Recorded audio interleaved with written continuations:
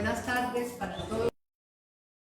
Saludos en nombre del Centro de Historia de Girardota, de Historias de mi Pueblo, que se une para esta transmisión y para Facebook, para que todos los que puedan a esta hora nos sigan en directo. A los asistentes acá en la Casa de la Cultura, y aprovechamos también para agradecer al equipo de Historias de mi Pueblo y a los también colaboradores del Centro de Historia y de la Casa de la Cultura por facilitarnos este local. Esta tarde nos acompaña un hijo de Girardota, muy querido, muy reconocido, hijo también de una gran maestra y de un gran señor como don Rafael y doña Jael, el padre presbítero Diego Alberto Uribe Castrillón. Nació en Girardota un 15 de noviembre de 1961. Estudió en Girardota en la Escuela Urbana de Varones, hoy Colegio Emiliano García. Bachiller del Liceo Monseñor Manuel José Sierra. Estudió además teología en la Universidad Pontificia Bolivariana y en la Universidad Pontificia Gregoriana en Roma. 25 años, ha sido maestro de las celebraciones litúrgicas en Medellín y además es licenciado y doctor en teología. Igualmente, profesor titular actualmente de la Universidad Pontificia Bolivariana y de la Academia Colombiana de Historia Eclesiástica de la Comisión Litúrgica de Colombia e igualmente miembro correspondiente de la Academia Antioqueña de Historia y de la Sociedad Bolivariana de Antioquia. Para quienes ya conocemos un poco de este personaje, sabemos que es muy ilustre, muy académico, pero además muy alegre y muy pedagógico en la forma de guiar sus clases, sus conferencias, sus conversaciones. Hoy él quiere compartir con nosotros la historia de una memoria y la memoria de una historia. Una visión histórica de un acto de fe y de tradición por el presbítero Diego Alberto Uribe Castrillón. A todos entonces, bienvenidos y recuerden, síganos por Facebook, en este momento que estamos en directo. Nos vamos a dejar entonces en compañía del padre Diego Alberto Uribe Castrillón. Padre, me encanta que esté usted nuevamente esta tarde con nosotros, entre los suyos, y que vaya a compartir esta conferencia, este conversatorio, esta charla tan agradable con nosotros, porque sabemos que usted se mantiene muy ocupado, pero gracias por acompañarnos, lo escuchamos, bienvenido y de verdad, mil gracias por estar con nosotros. Lo digo entonces en compañía del presbítero Diego Alberto Uribe Castrillón. Bienvenido, padre. Bueno, después de agradecer esta presentación tan amena y tan especial, comenzamos este tema que es muy bello y muy significativo. ¿Qué idea teníamos en un primer momento? En un primer momento la idea inicial de este encuentro era una conversación sobre algunos aspectos de la historia, del comentario que se hace ahora de la manera de hacer historia. Justamente hace unas 15 horas, ayer en la tarde, conversaba yo con el profesor de historia del Seminario Mayor de Tenerife, allá en esas islas que rodean esa tierra tan hermosa de España, que da casi al frente del África. Y me hacía una corrección, porque cuando vino este profesor por aquí, por los lados de Medellín, nos hizo una visita y se preocupaba porque hablábamos nosotros de un término muy particular. Le decían, mira estas casas coloniales, y mira estos edificios coloniales, y miren este arte colonial. Decía, ¿y ustedes por qué hablan de ese término tan extraño? ¿Ustedes fueron alguna vez colonia? No recuerdo que ustedes hayan sido colonia. El profesor de historia. ¿Cómo así que arte colonial? ¿Ustedes acaso eran colonia de Francia o de Inglaterra? Ustedes eran parte del Reino de España. Y cada que nosotros vemos una obra de arte de por aquí, decimos arte virreinal. Entonces ahí en la conversación en algún momento alguien dijo, es que como estuvimos bajo España mucho tiempo y los de esta tierra no tuvieron prácticamente ninguna figuración en los tiempos coloniales, se decía, corrección, ustedes no estudian historia. ¿Se les olvidó que el cuarto arzobispo de Bogotá era de raza indígena? No, sí. ¿Se les olvidó que los canónigos de Bogotá fueron seleccionados de entre unas personas que se formaron y que luego, perteneciendo a la tradición del pueblo chicha, ascendieron a esos títulos tan importantes?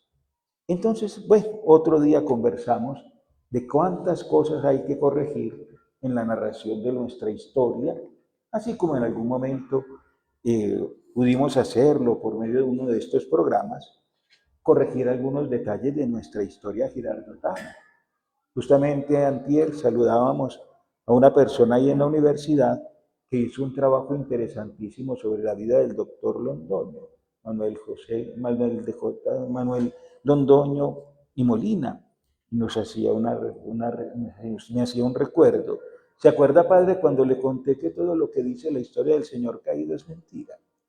Así, claro, que en ninguna parte de ningún libro encontré el más mínimo proceso en contra del doctor Londoño por ninguna cosa de ningún esclavo, y entre otras cosas me extraña que haya tenido esclavos quien era sobrino de la libertadora de los esclavos. Ah, bueno, dejemos así.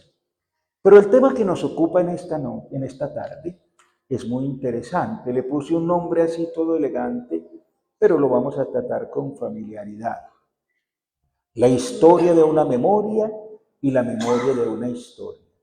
Y el punto de referencia de nuestra conversación de hoy, de nuestro encuentro, ahorita haremos un conversatorio, aprovechando que muy queridamente tenemos, con Juan de Dios, nos ha traído una colección espléndida de fotografías que de pronto van a ir pasando, pero que luego las vamos a ir ubicando.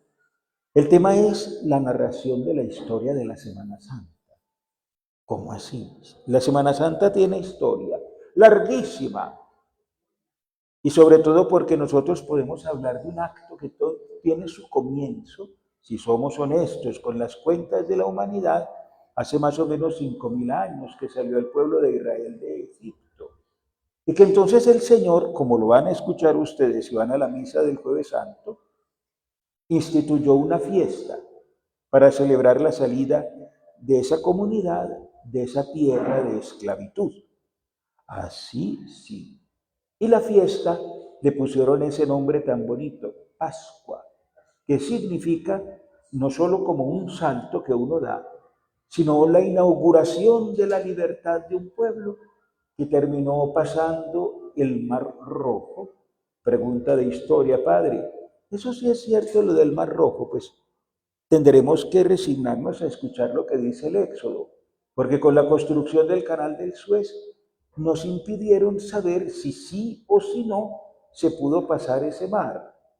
Pero bueno, y después todo lo que significa toda esa precisión de datos y algunos elementos que nosotros recogemos y que tenemos como parte de nuestra cultura.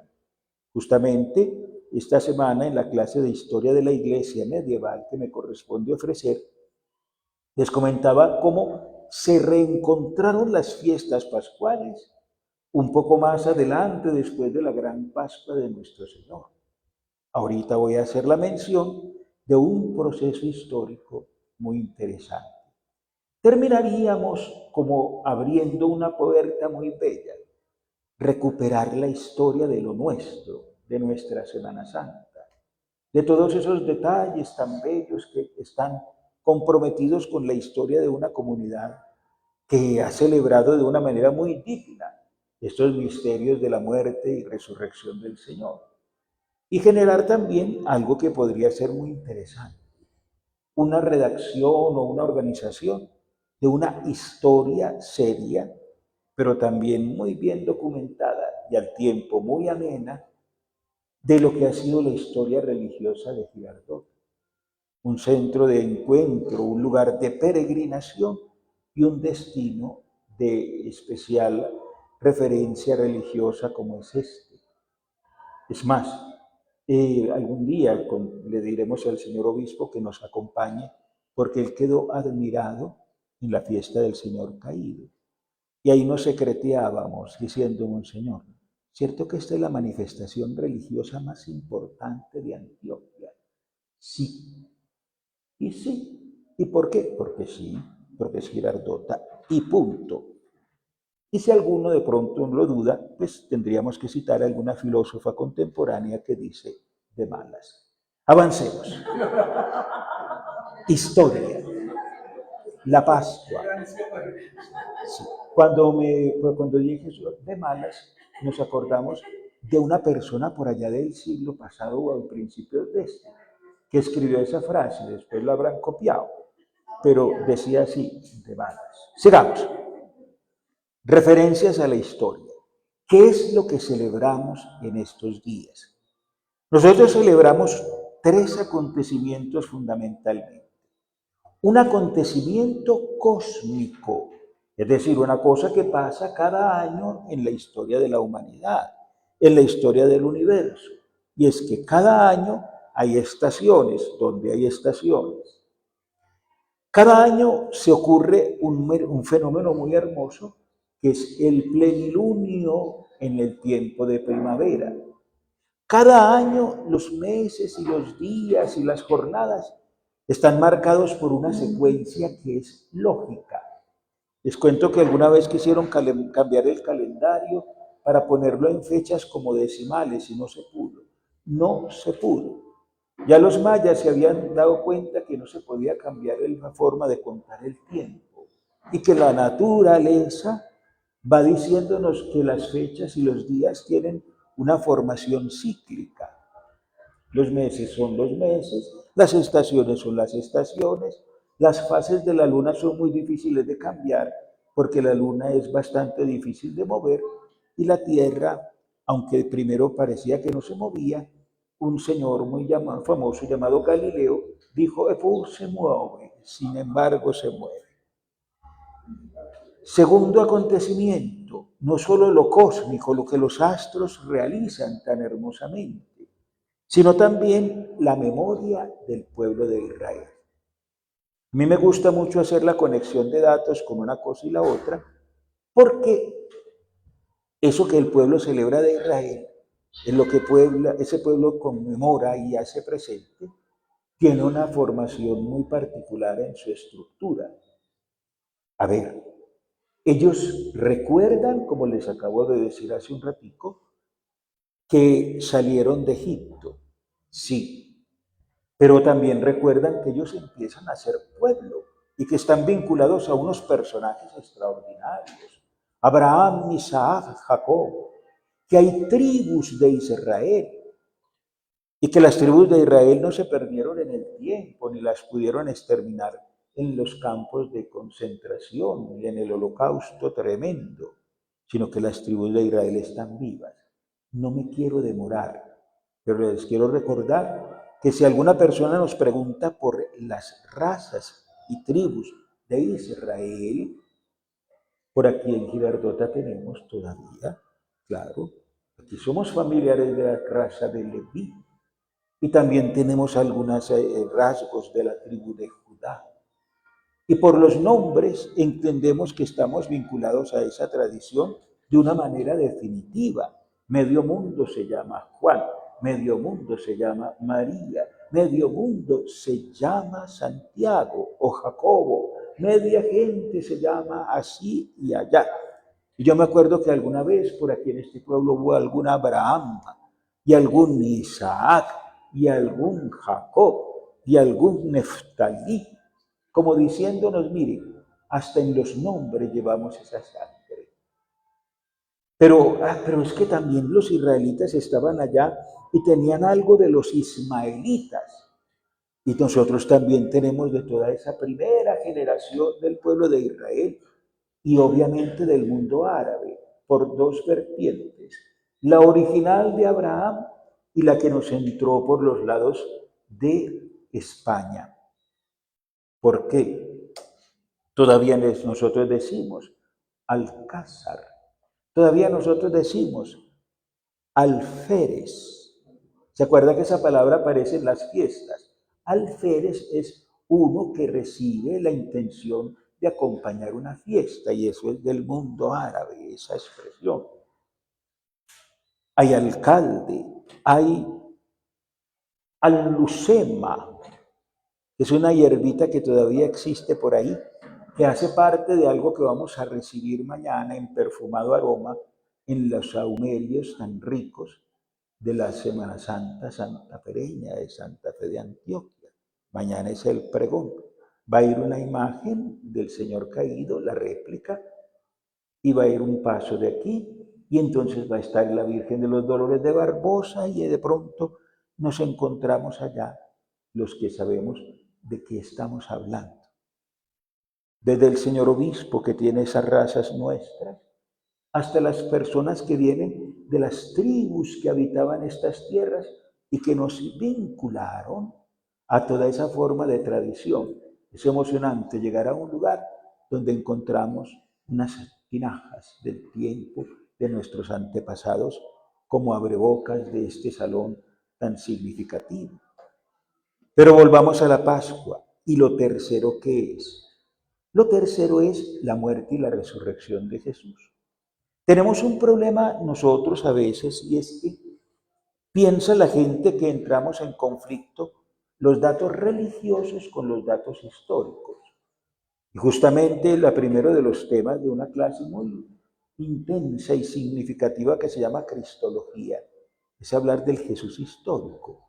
Y nunca antes estuvo tan bien documentada la vida de Jesús como ahora.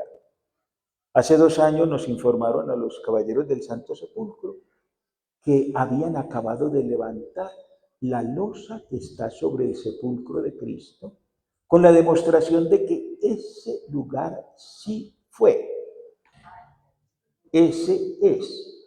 Y de pronto nos hacían una reflexión muy interesante, que algunos la pudimos contemplar alguna vez, que nos dejaron entrar por otro recoveco de esa basílica en Jerusalén. Nos decía el guía, judío por cierto, aquí hay una cosa que a ustedes les conviene saber. Esa grieta que empieza donde estuvo puesta la cruz, termina en el santuario del templo antiguo de Jerusalén. Y esa grieta al abrirse hizo que se rompiera la cortina del templo.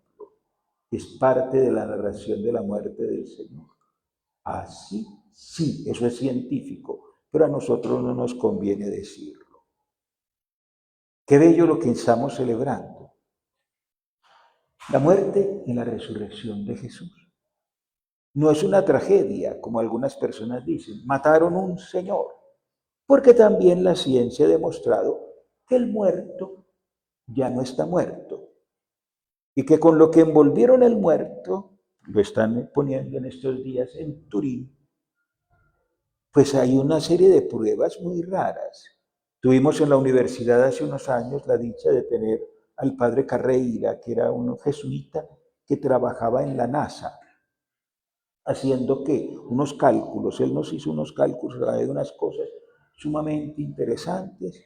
Y como eran tantos números, yo a duras penas me aprendí la tabla del 1, del 2, a pesar de que mi mamá me la averiguó a enseñar muy bien. Pero ese señor tan sabio nos contaba cómo la existencia de ciertos elementos en el sudario de Turín hacen de él un elemento histórico. Y no como muchas veces se pensaba que era una especie de artificio medieval. ¿Qué pasó en ese tiempo tan especial? Tenemos ya una fecha sumamente exacta de la muerte de Jesús. Está puesta con una muy precisa indicación el 8 de abril del año 30. Y nosotros tenemos 33, pero por culpa de uno que voy a mencionar por aquí, llamado Dionisio el Exiguo, se nos trabó un poquito el cálculo exacto de la fecha, porque en algún momento se confundió con algún datico, pero terminó siendo entonces el dato exacto de ese acontecimiento. ¿Y qué más celebramos? Que la muerte de Jesús estuvo precedida de la vida de un personaje interesantísimo, del cual tenemos nosotros una memoria muy importante. ¿Y cuál es la memoria muy importante? La memoria y para poder seguir la transmisión, sería muy bueno apagar celulares porque nos interrumpimos. Y la gente puede pensar que le está sonando la alarma y alguno que esté dormido se despierta. Tenemos entonces una exactitud muy grande sobre la historia de Jesús. Hace casi un siglo empezó una investigación importantísima sobre la historia de Jesús de Nazaret y hay una escuela muy profunda interesada en dejar la historia tal como es decir, como sin muchas consideraciones teológicas, para poder afirmar algo como tituló alguna vez un personaje, la muerte de un viviente. O como dice un celebérrimo autor de Cristología, Joaquín Milka, la muerte de Jesús se parece, decía ese autor en un libro, al título de una obra de un colombiano, Crónica de una muerte anunciada. ¿Qué celebramos entonces? Vuelvo a recordar, la muerte de Cristo y su resurrección. El Domingo de Ramos de este año veremos la producción que Mel Gibson va a hacer sobre el misterio de la resurrección, con una interpretación espectacular. ¿Y qué es lo que representó? Una homilía del siglo segundo. Es que en ese siglo ya predicaba. Pues sí, y tan elegante y tan sobriamente como ahora. Yo cada rato cito en las predicaciones a Melitón de Sardes, uno que hizo una homilía sobre la Pascua, porque estaba inmediato a los acontecimientos. Y es muy importante saber que ese día definimos la Pascua en la cual Jesús murió. Fue que murió en Pascua, claro. Y miren las coincidencias tan hermosas que las vamos a encontrar en nuestra fiesta de Pascua. Jesús murió el día en que los judíos sacrificaban el cordero. Yo cuento cosas porque es que así es muy bueno contar la historia. Me llama la semana antepasada un padre para que fuera a la parroquia a mirarle cositas. Mira el cordero que mandé a hacer para poner en la última cena. Muy lindo, pero no lo pongas allá. Y entonces, ¿dónde lo pongo? Ponerlo en un altarcito, ponerlo en el altar de la reserva o monumento, pero sobre la mesa del Señor, porque vas a poner un cordero. Lo hubieran sabido las lilas que ponían uno tan exquisito, porque en esa cena no había cordero. No se te olvide que Jesús anticipó la cena y que en esa cena el cordero era Él. Por eso usted le dice al Señor caído, cordero inmolado. Sí, por eso se le dice así. Qué bello lo que viene después con esa celebración. La entrada de Jesús a Jerusalén se podría documentar también.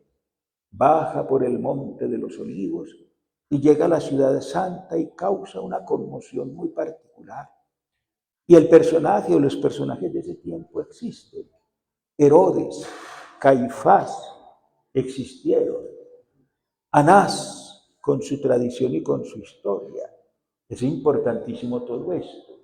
Mire qué bello. Vamos por allá mirando cosas muy lindas y ahorita, si toca repetirlas, nos inspiramos mucho más. ¿Y qué más pasó? Y entonces hay una posibilidad de certificar hasta los espacios.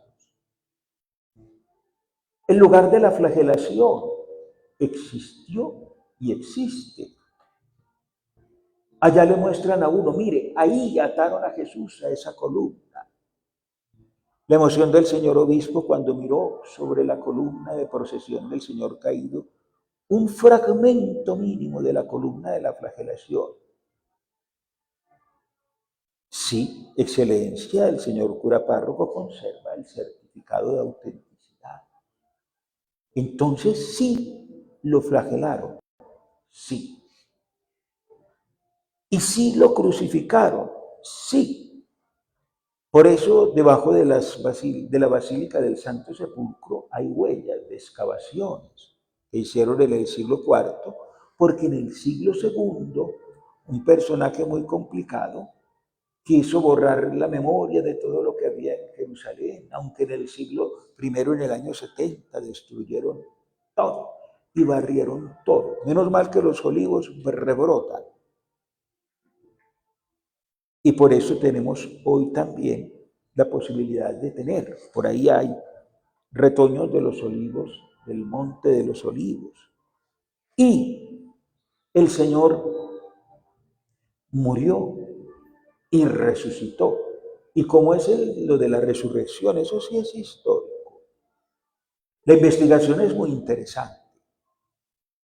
Entre otras cosas, estamos oyendo al fondo una música perfecta, porque nos dice que aquí la música va a jugar un papel importante y ahora lo comento.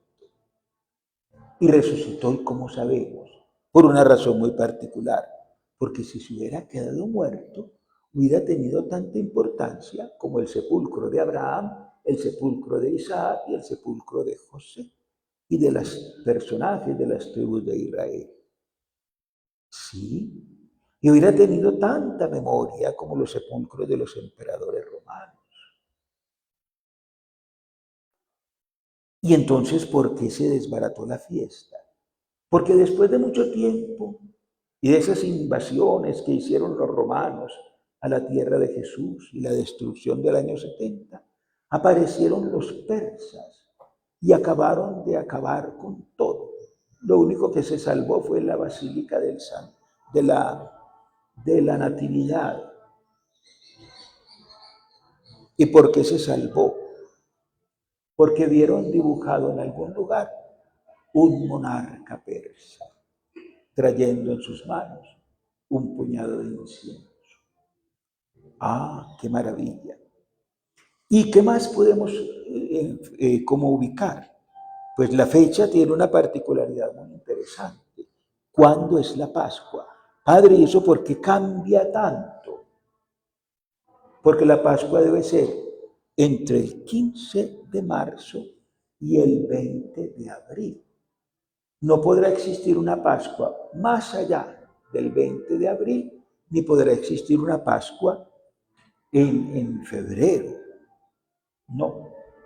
A pesar de que alguna vez me preguntaba un muchachito en Sabaneta, ¿y qué van a hacer ustedes si un martes cae miércoles santo? La gente pregunta cosas muy graciosas. ¿Qué pasa con esta celebración? Mire, la primera comunidad cristiana no celebraba todo lo que hacemos nosotros. Al aniversario de la muerte y resurrección de Cristo, a duras penas se habrán reunido en algún lugar de Jerusalén. A los 4, 5, 10 años los apóstoles andaban dispersos.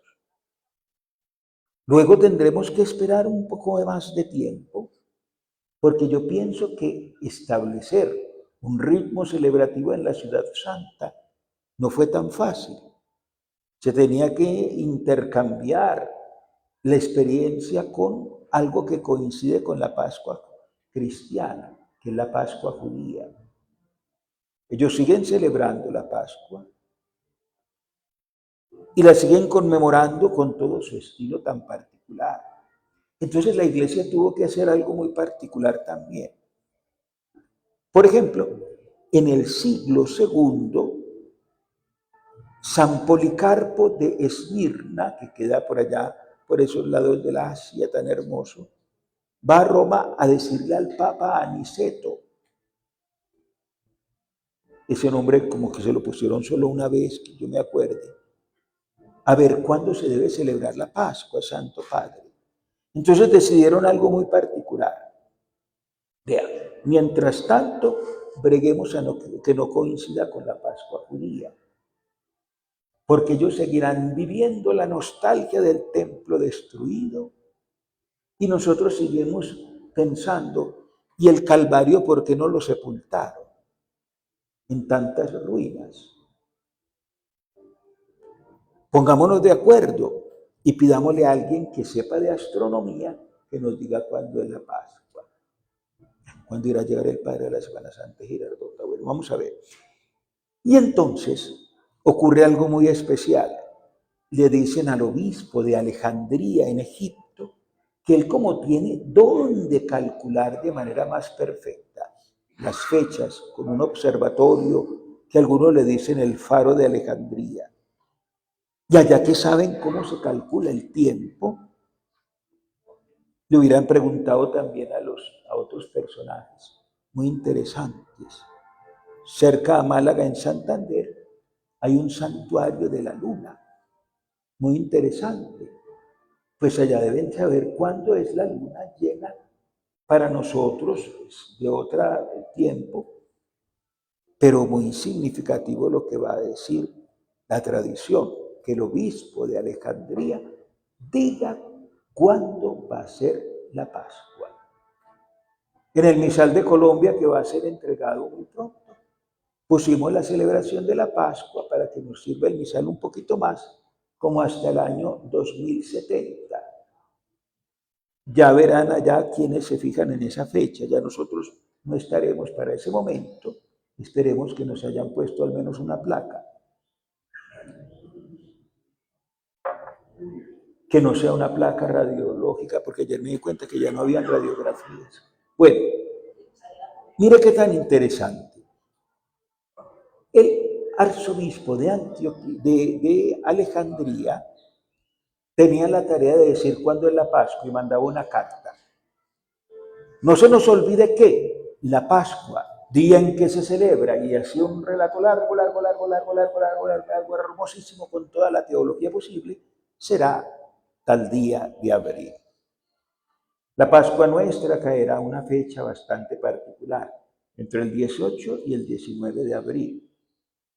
Coincidiremos con las iglesias orientales y hay una coincidencia muy bella también con alguna solemnidad judía.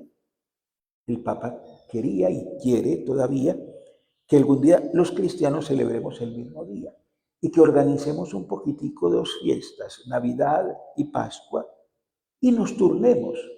Este año celebran los orientales de tal rito, mañana, el año entrante, los del rito romano, esas tradiciones tan bellas de la cultura cristiana.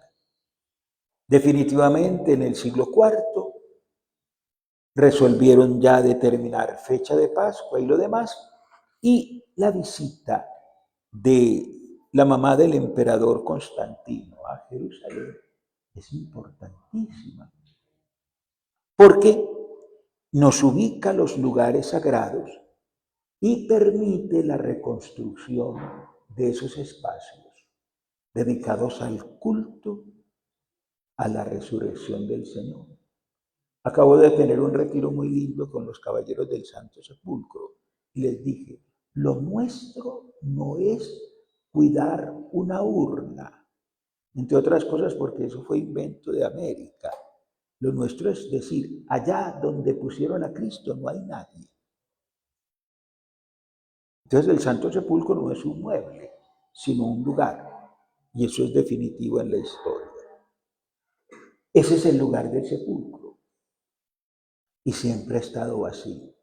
Es decir, no se pone ninguna imagen allá de un difunto, sino que hay una imagen del resucitado, glorioso y radiante ahí. No está aquí, ha resucitado. ¿Qué pasó después? Se generó una celebración espléndida. Y los lugares reconstruidos y ubicados y definidos nos pidieron un ritmo de celebración que es el que tenemos ahora.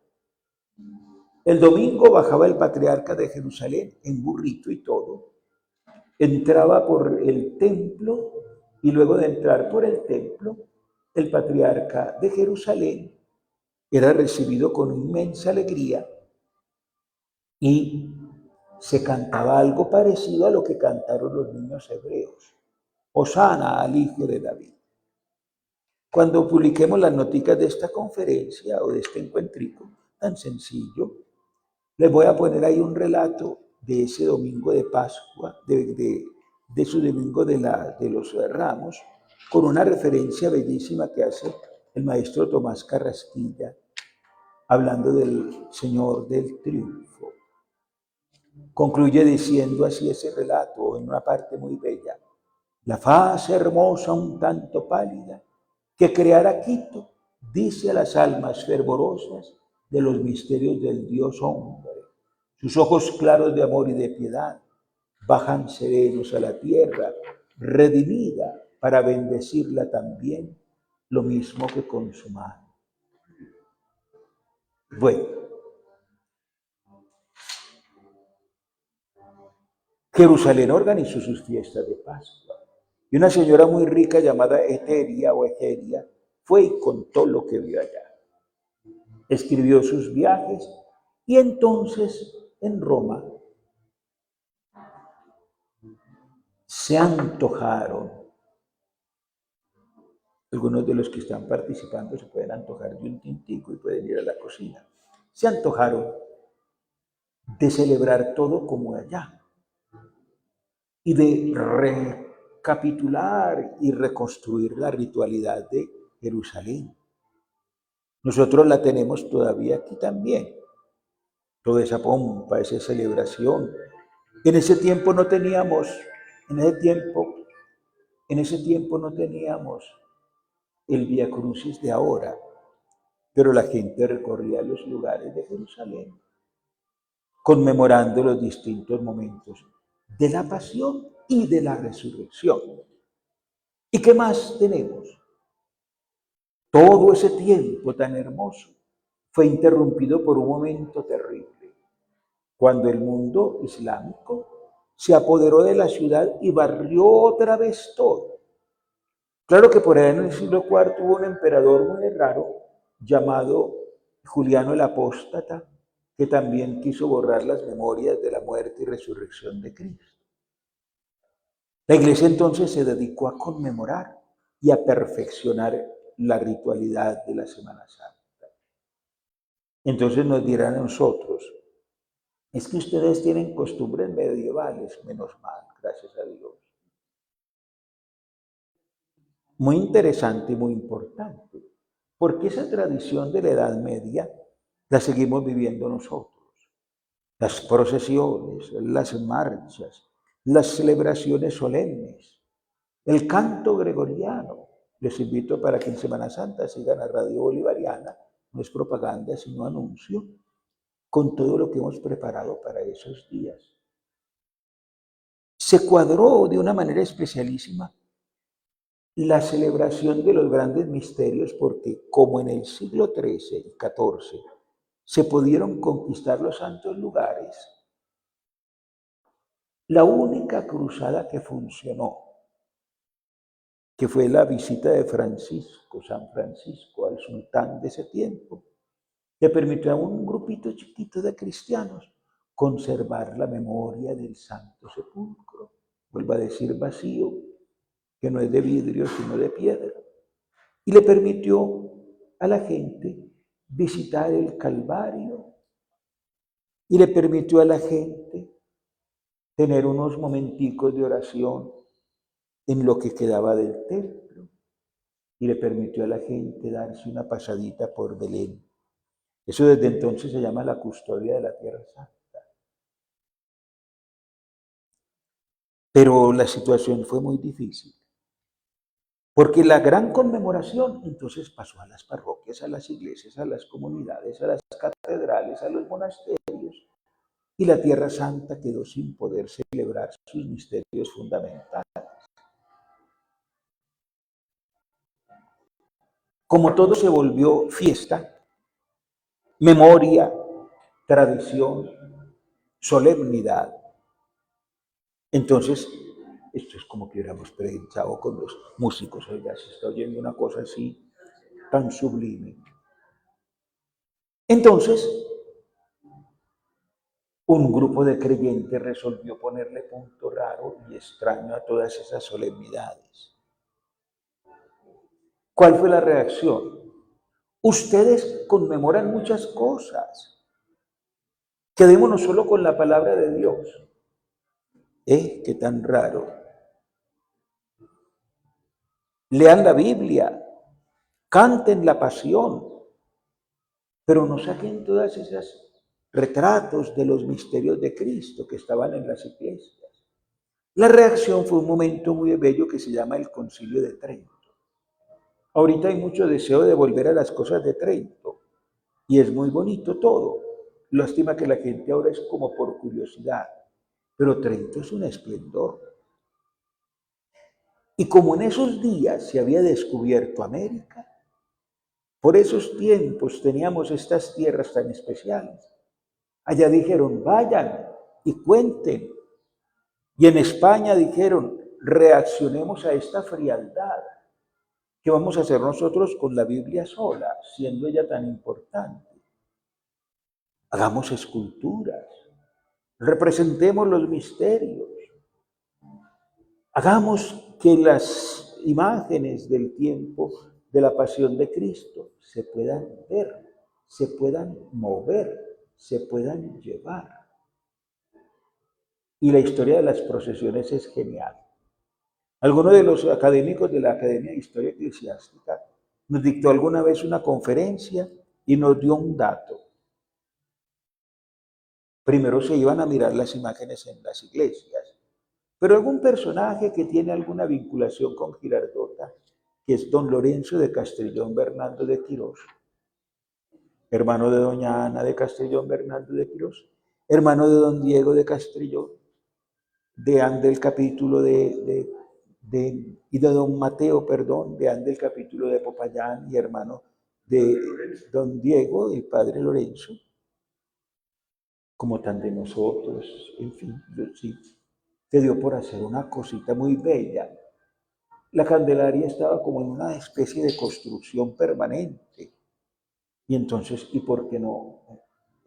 Ponga esa imagencita en una tablita y ponga 4 que la quieran mover. Y ponga una dolorosita que existió. Y ponga un crucificado que existe y está en la capilla de Atoviejo, ante el cual se inspiró Marco Fidel Suárez para su oración a Jesucristo. Padre, todo eso existe, todo eso existe. Y después de Trento, y después del 1670 y un poquito más, decidimos seguir con nuestra tradición. La Iglesia celebra la Semana Santa en Antioquia. ¿Para qué las imágenes? Para lo que han sido siempre, para uno darse cuenta a quién sigue y a quién busca. En la Biblia dice que están prohibidas los ídolos, pero las imágenes no. Una vez un taxista me llevó hasta Sabaneta alegándome por las imágenes. Entonces me bajé. Padre, ¿no me va a pagar? No, porque le voy a entregar una imagen.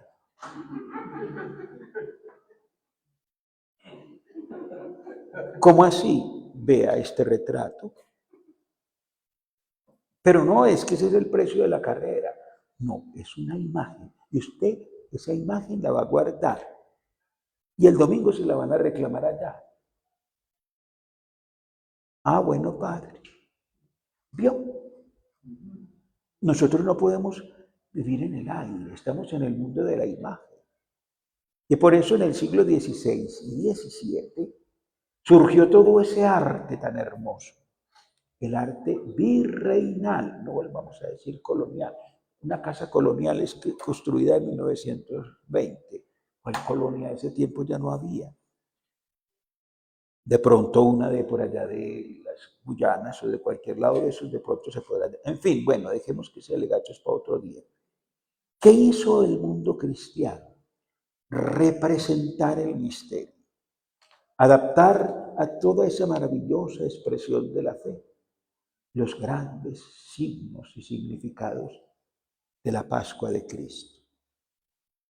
España es maravilloso en eso. El sur de Francia, espectacular.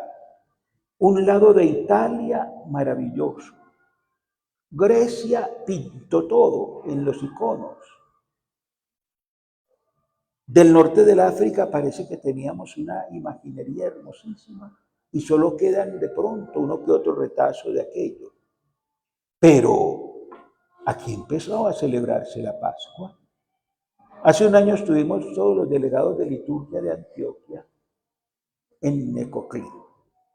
Y una de las conferencias conmovedoras, casi hasta las lágrimas, fue cuando un profesor de la Universidad de Medellín, bolivariana, que está aquí presente, les dijo: me excusan un momentico, pero yo no puedo resistir la emoción de saber que a 107 metros de este salón se celebró la primera misa en tierra firme americana. Aquí encima de la casa de retiro de la diócesis de Apartadó quedaba San Sebastián de Urabá. Pero como hay que atravesar el Golfo, allá al otro lado celebró la primera Semana Santa en 1514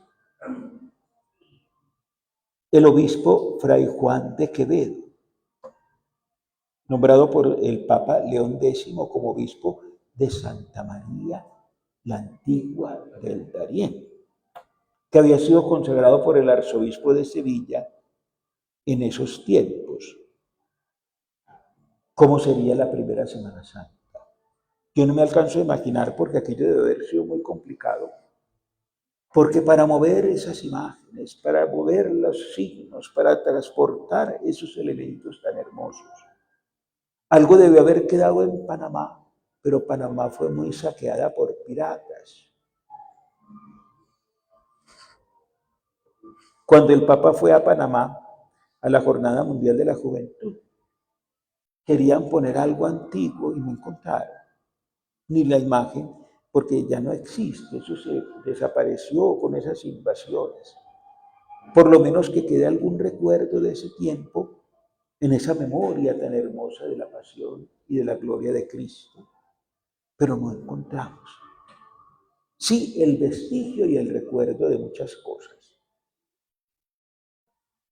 Siglo XVII, esplendor del arte en los lugares del virreinato, el que quedaba en Lima y el virreinato que quedaba en Bogotá, en Santa Fe, y el virreinato de México, y todo ese esplendor. Y entonces de allá hay mucho aquí. ¿Y que hay aquí del siglo XVII y del siglo XVIII? Y entonces está nada más y nada menos que la hermosísima Virgen de Nuestra Señora del Rosario. Ustedes no se imaginan la emoción que me provocó a mí cuando el año pasado uno de los profesores de la Universidad de Sevilla me dijo: esa estatuita que usted quiere tanto y que tiene en esa foto es hermanita de una que hay en Sevilla.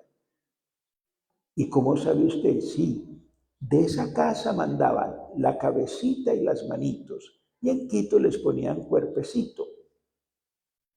Ah, entonces nosotros tenemos del siglo XVII y XVIII. Sí, y sí. ¿Y qué más tenemos?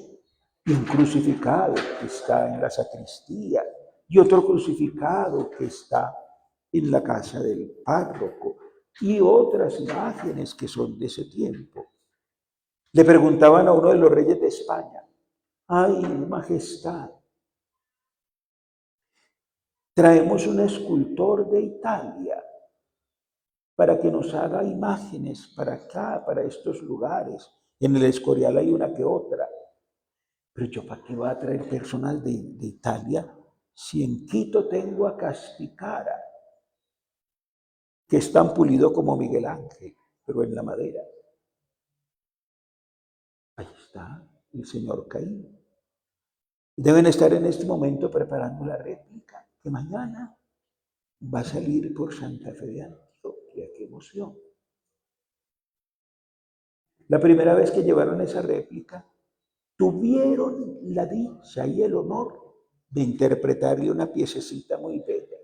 Espero que mañana caigan en cuenta y la banda de San Antonio, que ojalá vaya, le toque la marcha más hermosa que se ha compuesto en Barbosa, que se llama Cristo Caído, dedicado a nuestro Señor.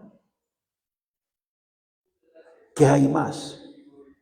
Las parroquias, las capillas, todo aquello nos dice que nosotros tenemos tradición y que no la podemos perder.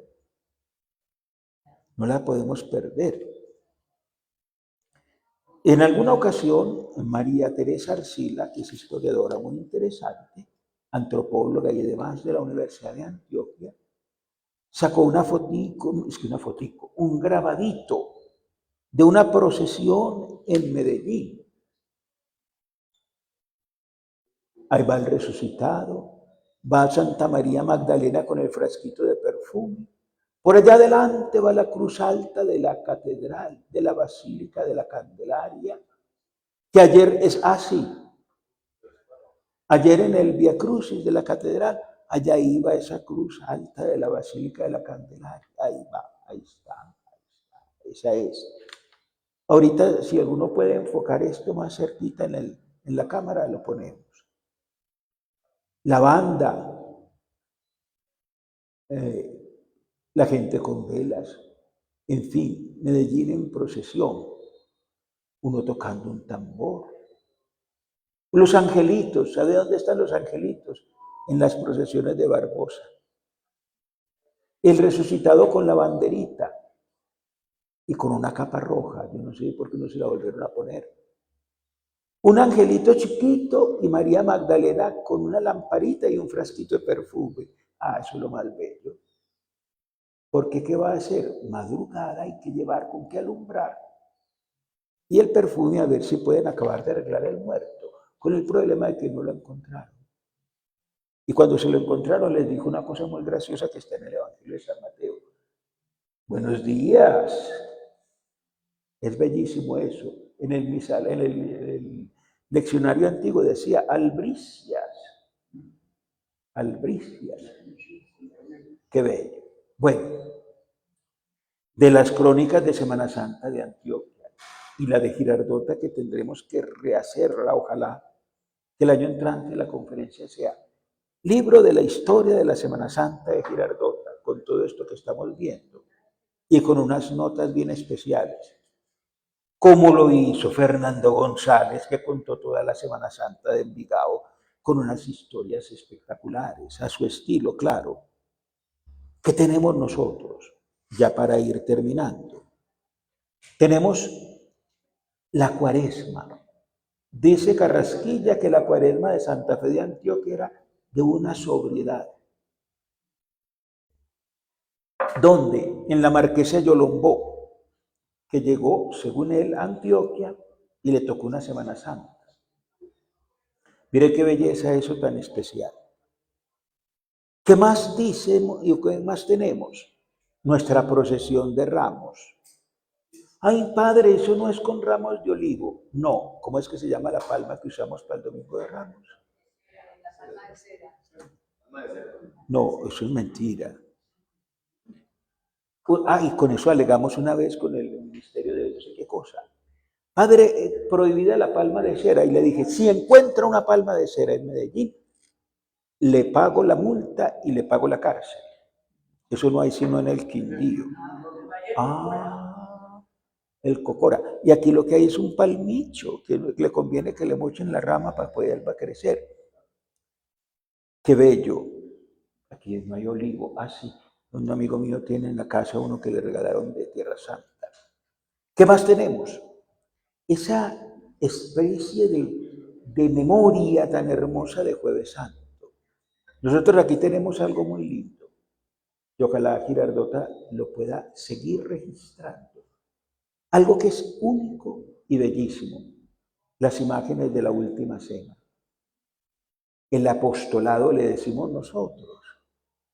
En un tiempo fueron vestidos con esas telas francesas hermosas y unos galones de oro. ¿Qué importaban las hermanas de la presentación? Los vestidos bordados. Por ahí hay unas dalmáticas rojas hermosas de esos tiempos antiguos. Creo que por ahí están en alguna de las fotografías. La cena. Aquí la arreglamos pues como nos pareció a nosotros que le hacen. Y por eso uno veía en la cena de Girardota unas copas de cristal de las Londoños, unos candelabros hermosos. El cordero, esa fue una tentación. No, uno de niño era como una tentación de ese cordero. que tuvo una especie ¿cómo se llamará? De mutación, porque empezó siendo de cordero de verdad. ¿Y por qué sabemos? Porque en Santa Fe de Antioquia, según Tomás Carrasquilla en hace tiempos, a una viejecita que se murió el día de Pascua, le mandaron el Jueves Santo un pedacito de cordero con pan bendecido de la que hoy es Catedral de Antioquia. Así, sí. Después pasó que era como una torta, después volvió como de mantequilla y a lo último eso se fue volviendo más chiquito hasta que se pulieron las lilas y yo no sé qué pondrán ahora. Pero bueno, la procesión del prendimiento, eso tiene un significado muy lindo, porque es una marcha que repite tradiciones hispánicas muy hermosas. Una marcha de noche, decían que era marcha de hombres.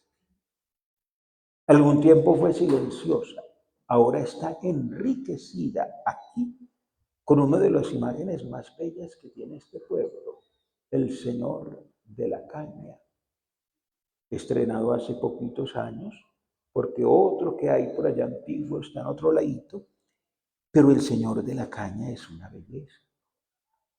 Y el prendimiento, y Judas Iscariote, y el Señor tan hermoso del triunfo que cambia de cara según el día. Padre, en la música que estaba la chirimía, que se existía desde la época anterior. Sí, pero la chirimía no fue de Semana Santa, sino que era de tiempos de Navidad o de fiesta de otro estilo. Sí, más fácil de ese momento. Bueno, ¿qué más hacíamos en Antioquia y en Colombia y en Girardota? El lugar de la reserva, con eso tenemos un alegato complicadísimo, porque resolvieron que no se llamaba monumento, pero fue lo que aprendimos a hacer porque así lo pusieron fue en España. ¿Y por qué? Porque en España resolvieron que mientras acababan de hacer alguna reforma en la Catedral de Sevilla, pusieron unas cortinas y allá pusieron la reserva del jueves al Viernes Santo. Y el arzobispo de Sevilla de ese entonces apenas vio aquello tan suntuoso, dijo, ¿pero qué es este monumento? Y monumento se quedó. Y entonces nos dijeron, no se dice monumento. Y al rato el que nos dijo que no dijéramos monumento, terminó diciendo, bueno, entonces cuando vayan a cerrar el monumento, en fin, y monumento se quedó. A mí me da la impresión de que ha perdido emoción el monumento cuando era un secreto por allá misterioso. Y había que abrirlo en un momento dado, y entonces uno no sabía que iba a verse allá tan hermoso. ¿Qué más tenemos nosotros? El Vía Crucis. El Vía Crucis. El Vía Crucis nació en el siglo XIV estrictamente y se fue enriqueciendo cada vez más. Incluso se precisaron las estaciones.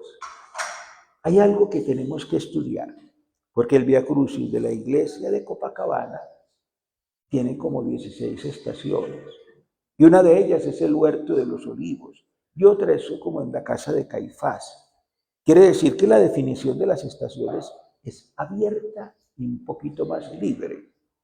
Por aquí están los muchachos que estaban tocando de una espectacularidad, una maravilla. Y ojalá que estos recuperen, guarden y conserven la música tan hermosa de estos días. El Vía Crucis. Sí. La banda va a tener presentaciones Me parece el miércoles santo. Exacto. En la parroquia de Atogrande. Exacto. Me parece muy bueno. Qué bueno seguirle diciendo la parroquia de Atogrande para que no nos pierda el nombre. San Esteban. Les cuento, por allá viene un joven con un contrabajo. Bueno, y por allí pasaron otros con los clarinetes y todo lo demás. ¡Qué maravilla! Bueno, muy bien. ¿Qué se sigue de esas grandes celebraciones? El Jueves Santo en la noche, el Miércoles Santo en la noche, en un oficio muy raro que había en la liturgia, que lo acaban de restaurar hace unos 3 años, donde lo quieren hacer tinieblas, y lo pusieron en español, porque ¿para qué vamos a rezar una cosa en latín si no sabemos? Pero lo conservaron con la melodía. ¿Sabe qué parroquia tiene oficio de tinieblas? La de Titiribí. Y se llevan unas corales especiales para que lo canten. Cantaban el Miserere, mañana lo tocan en Antioquia, con un sonido como medio árabe, rarísimo.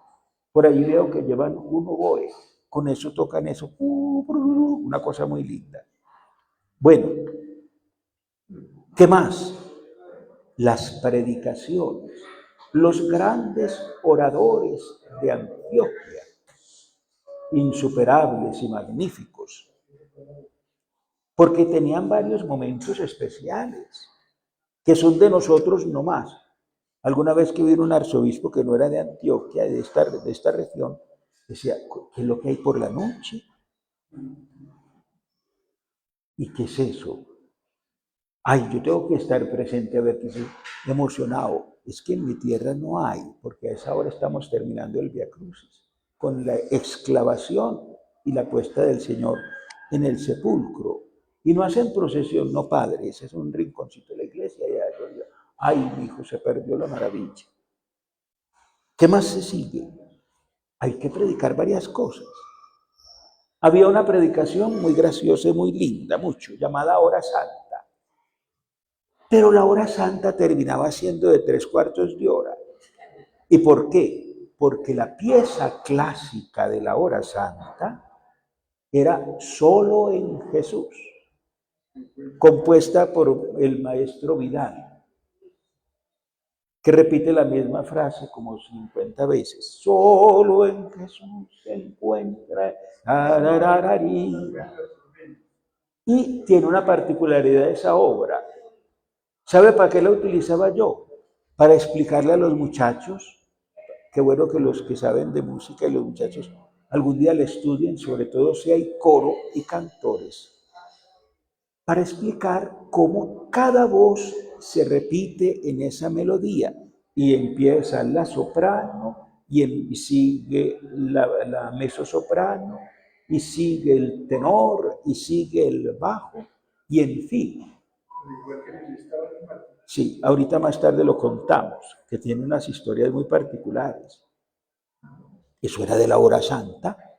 Entonces el predicador, mientras que cantaban el Solo en Jesús, que era la segunda pieza, podía descansar para después subirse al lugar muy antioqueño y muy colombiano y muy de estas tierras llamado púlpito, que acústicamente de lo más perfecto que se ha podido realizar. ¿Qué más? Tenemos todo lo que significan las marchas para las grandes procesiones. Tenemos un repertorio inmenso. Uno de los grandes maestros de música de Antioquia, el maestro Mejía Vallejo, ha recuperado las marchas y nos las pasó. Algunas personas muy privilegiadas las tienen. Casi 120 marchas, me dice que tiene recogidas casi 400. No, de una cosa espectacular. Estos muchachos deberían aprender todo eso. Y él es tan querido que yo creo que les presta las partituras. Qué acentos, qué solemnidad. ¿Y qué más pasa en nuestra Semana Santa? Hasta las flores que nos alcahuetean.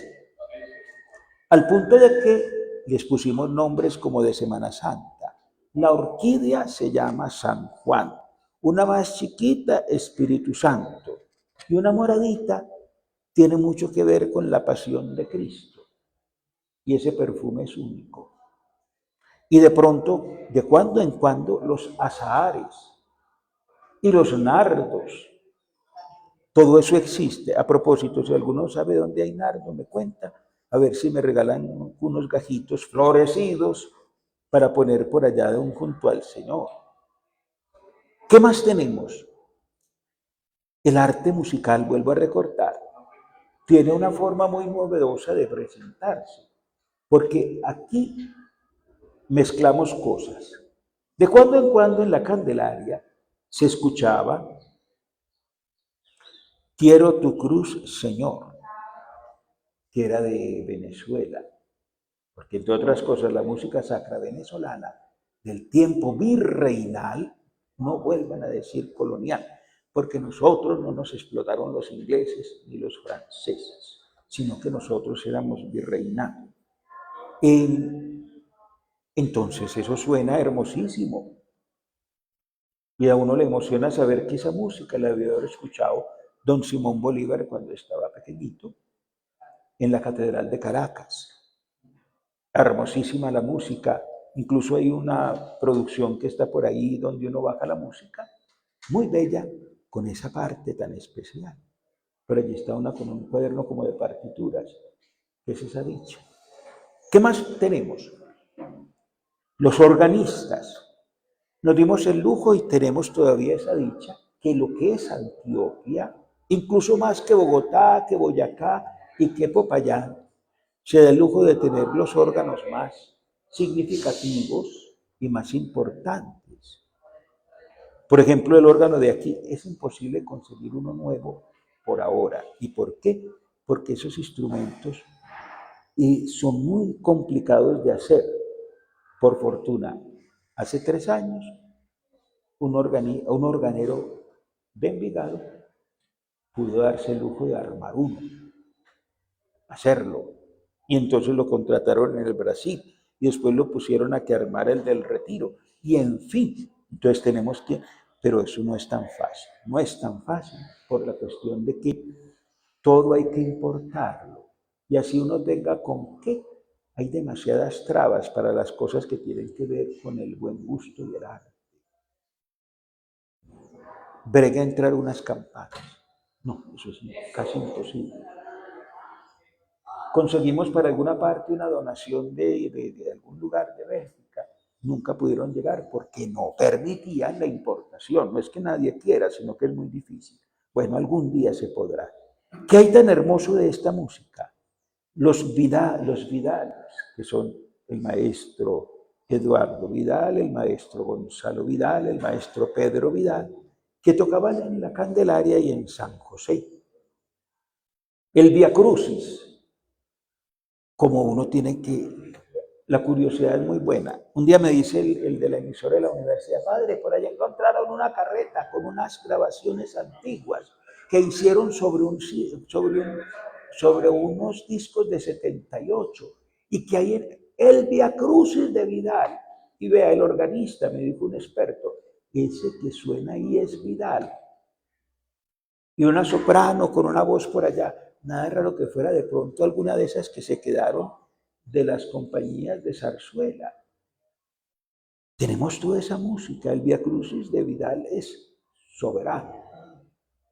Alguna vez unos paisas que estaban en Sevilla, el día de la salida de la Virgen de la Macarena, como ella es el segundo paso del primer paso, que es el Señor de la Sentencia, le dio por cantar Por mi Señor inclina, si decían en Sevilla, y eso tan hermoso que es. Eso es de allá, del virreinato de la Nueva Granada. Hermosísimo. Stabat Mater Dolorosa. La versión más bella del Stabat Mater que tenemos última es una que grabaron en Catedral de Medellín, muy bien grabada, y entonces la partitura ahorita está muy bien conservada, no puedo decir de dónde, porque no tengo autorización, pero era el organista de la catedral y el cantor de la catedral y todo. Y me dice el organista, padre, ¿las puedo sacar? Pues sí, cuando yo tenía la posibilidad de hacer eso en catedral. ¿Y qué pasó? Pasó una cosa muy graciosa, muy bella. Padre, ¿quiere subir un momentico? Ah, bueno. Entonces le dije a uno, vea, preside usted el Via Crucis, que yo me voy para allá. ¿Usted en qué está tocando? Ve, aquí está la firma, G. Vidal. Entonces pudimos escuchar el Stabat Mater. Padre, pero no lo podemos cantar todo, porque cuando lo cantemos todo no acabamos. Es un cuaderno así de grande, porque de ese Stabat Mater solo se cantan las 3 primeras estrofas de 12 que son.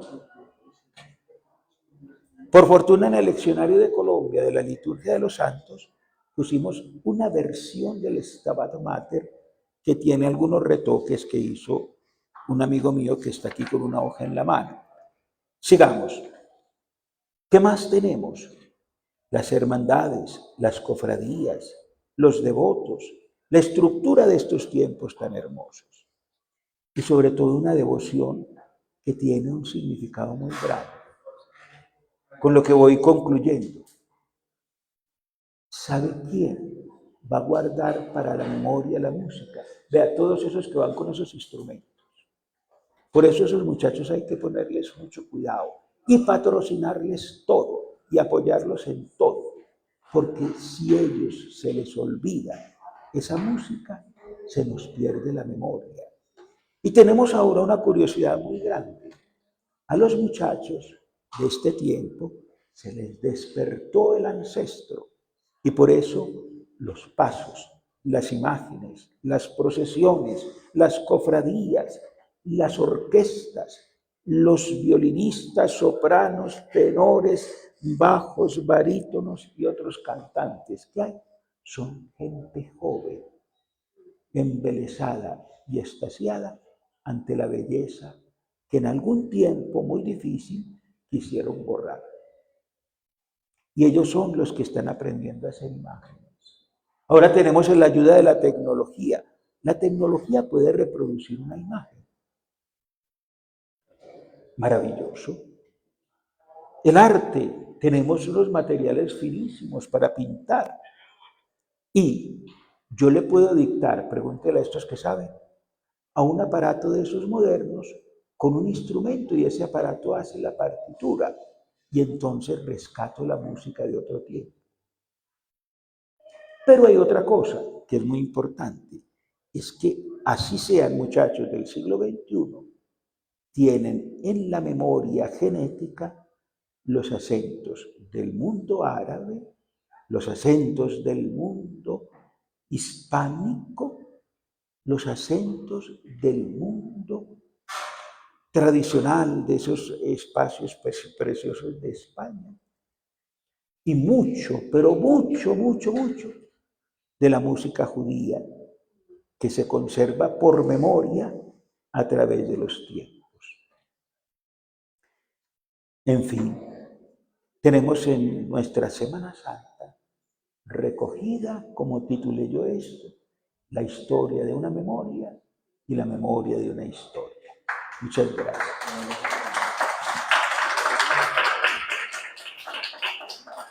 Antes de terminar, qué bueno que aquí estén estos muchachos de la música, porque Girardota se merece una grabación sinfónica de su himno que es tan hermoso. Bien. Padre Diego, le agradecemos muchísimo su interesantísima conferencia. Vamos ahora a iniciar una ronda de preguntas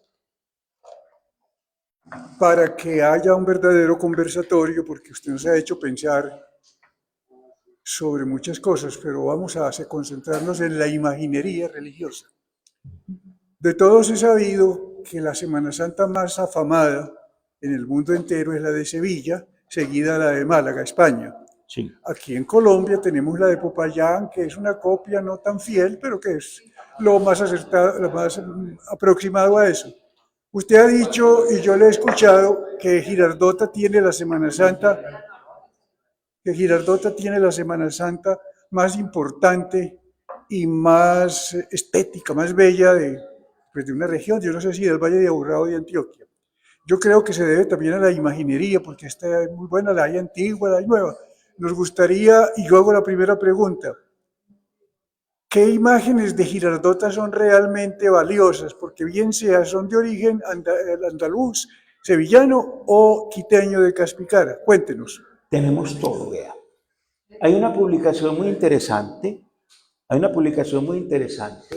de la Academia de Historia de Antioquia que se llama Escultores Antioqueños. Y están los Barcos, los Carvajal, los Osorios, todo. Porque aquí nosotros recogimos, como en una especie de mestizaje, recogimos la tradición de varias fuentes.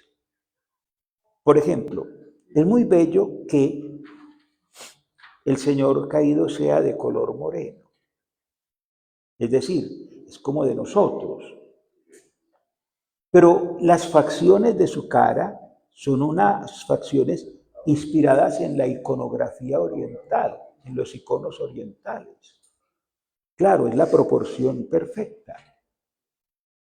Es muy valioso una imagencita que por tradición y por referencia sale en la Candelaria, que lo llaman mechitas. Mechitas es un nazarenito viejo que parece que fue de aquí, pero cuando trajeron el nuevo, que es una belleza extraordinaria, entonces empezó a moverse y a rodar hasta que terminó en algún lugar y esa persona lo regaló a la Candelaria. Dicen.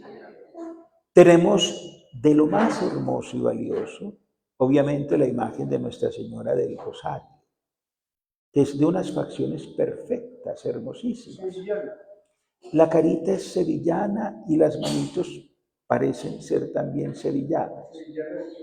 Son del siglo XVII, XVIII, más bien XVII, porque en 1670 y un poquitico hay un asiento en el Archivo Histórico de Medellín donde doña Ana de Castrillón le crea una capellanía a la Virgen del Rosario y se la entrega a su hermano, a esa imagen.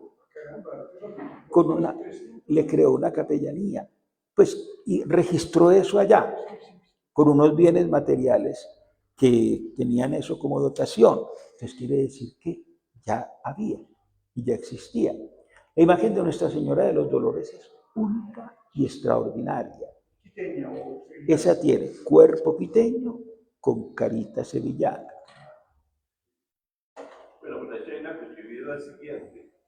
Habían dos virgenes necesarias. Una era un óleo.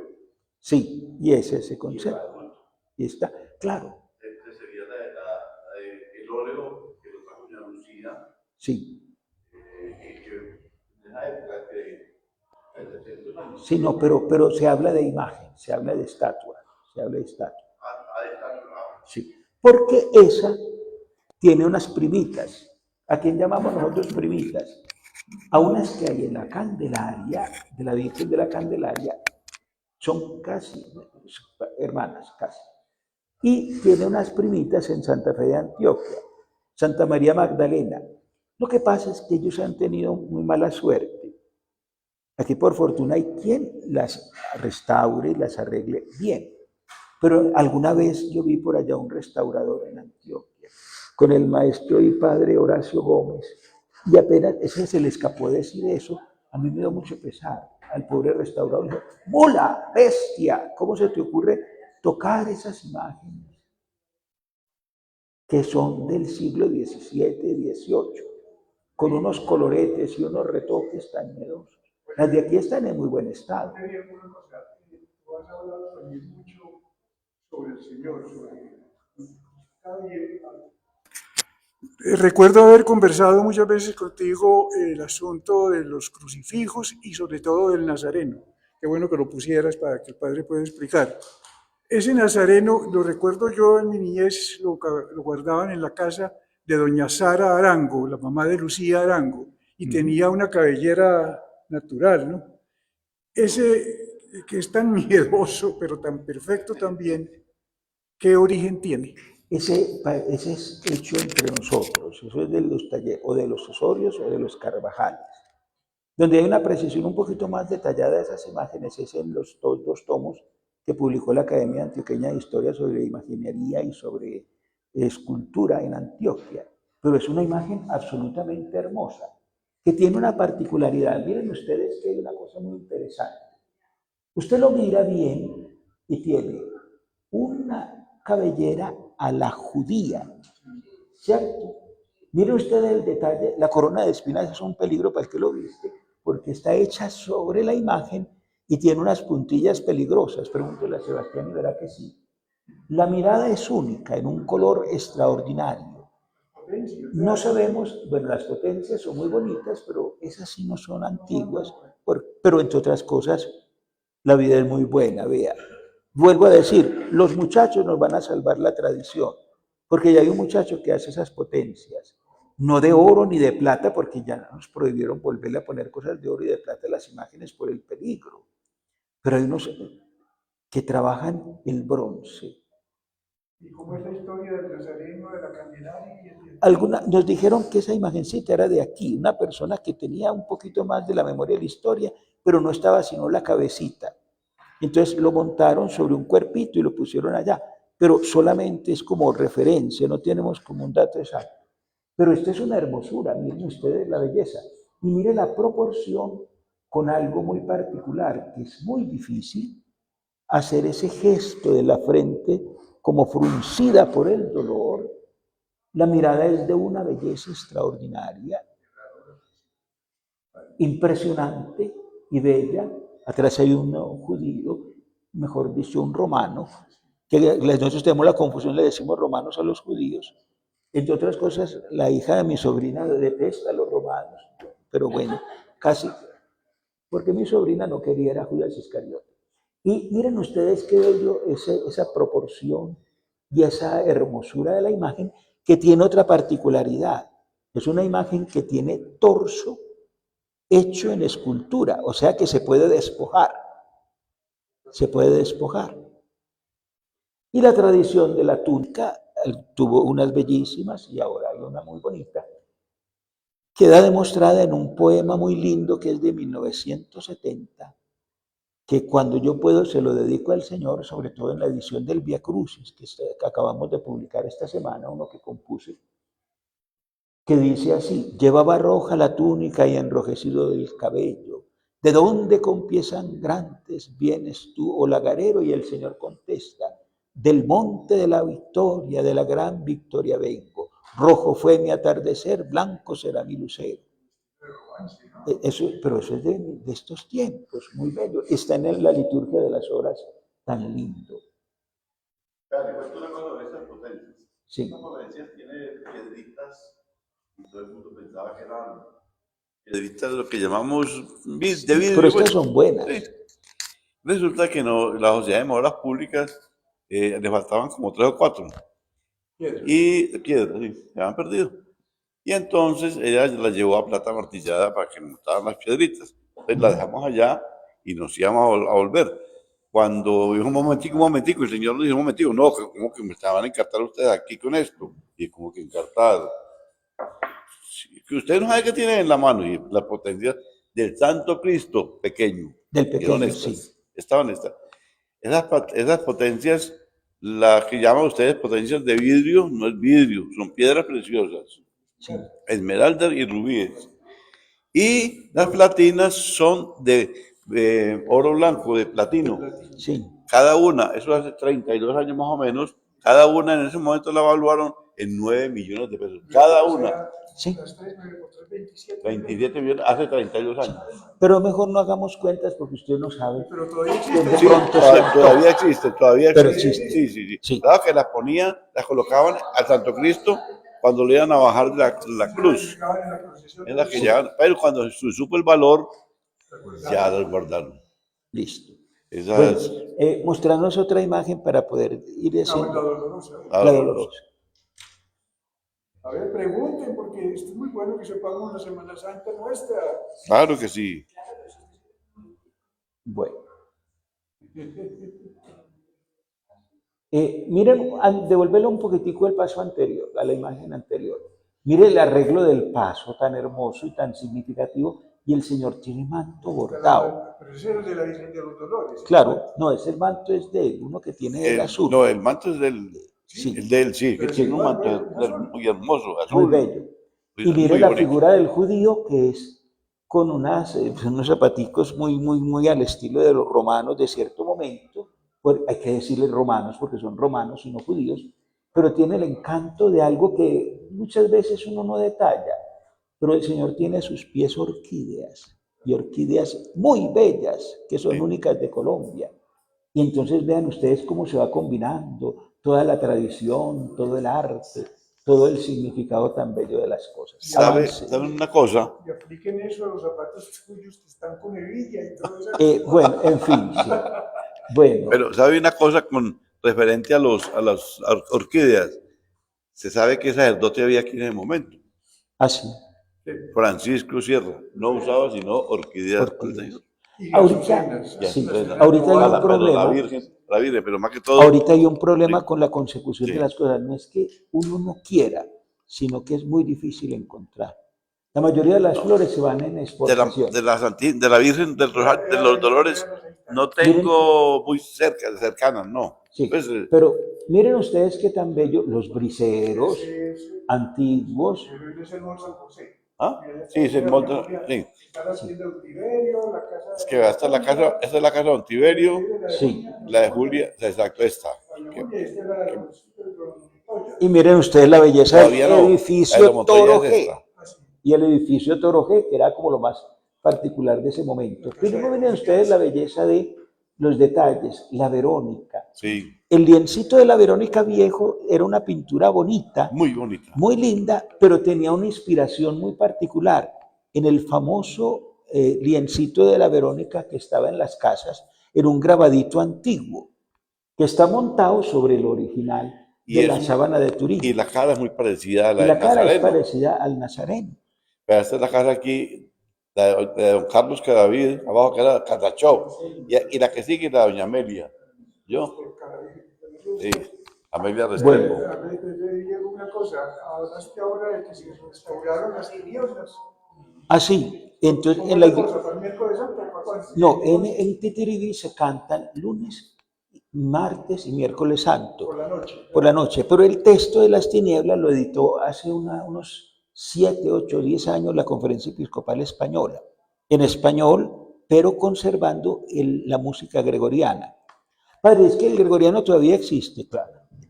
En 5 minutos, para si alguno tiene la duda, comienzan las vísperas en gregoriano en la Catedral de Medellín. Canto gregoriano y órgano. Eso existe, claro. Bueno, ahora miremos algunas cosas de las personas de las que los mayorcitos aquí nosotros conocemos. Mire esta señora que hay aquí, la señorita Rita Mesa. Rita Mesa, claro, esa es. No debo ser, que esta era esa era Salazar. No, esta es la Salazar, Emma Salazar. Murió no hace mucho. Esta es Carola Salazar, Adelita Salazar. Sí, esa Adelita. Esta es Adelita. Habían otras por aquí. Vea la Jaramillo. Esta es Jaramillo, Sí. Mesa, que son las hijas de Domitila. Y Y miren una curiosidad muy interesante de la moda. En algún momento se pudo usar boina para reemplazar la cachirula, que era la síntesis de la mantilla. y el manto. Y el manto, manto. que era muy otro.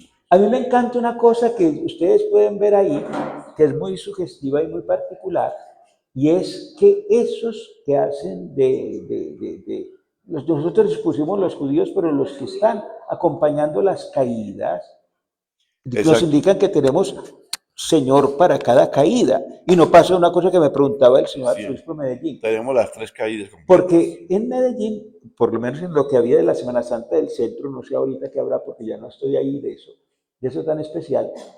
Entonces era un señor que se caía en la playa, después salía corriendo a caerse en otra calle y después entonces, decía el arzobispo, pero cae y cae. Y dice, no, es que esto no es Girardota. Mire esta otra aquí, es claro que el Nazareno se ve muy poco, Sí. pero ahí va la Virgen detrás de él, la Dolorosa. Esta esquina es la esquina de los Arenas, de Ignacio Arenas. Imagínense que estaba de 2 pisos, no más, en esa época. Sí. Esto es en el 48. Ah, ese es el de Carlos, este es el café de Carlos Arenas. Sí, el café de los Arenas, el que hay allá abajo. Y ahora sería muy bueno mostrar otra para que miremos cosas lindas. Sí, enseguida. Vamos a mirar estas de aquí que tengo arriba, que son, no son de Semana Santa, pero sí hay una cantidad de personas que para que conozcan, que nos recordemos las personas. A mi padrastro y a Floriberto y a Pablo Sierra.